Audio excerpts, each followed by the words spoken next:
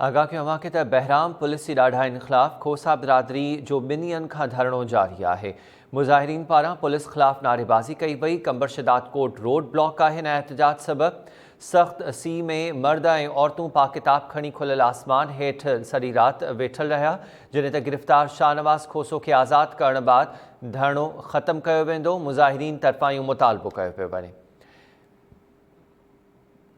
कंबर जे इलाइक़े बहराम में पुलिस जी ॾाढाइनि ख़िलाफ़ खोसा बिरादरी जो 2 ॾींहंनि खां धरणो जारी आहे।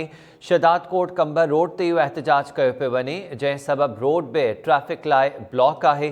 सख़्त सी में सॼी राति मर्द ऐं औरतूं पाकिताब खणी खुलियल आसमान हेठि हिन एहतजाज में वेठल रहिया ऐं एहतजाज कंदड़नि जो चवणु आहे त गिरफ़्तार शाहनवाज़ खोसो खे जेसीं ताईं आज़ादु न कयो वेंदो, एहतजाज जारी रहंदो।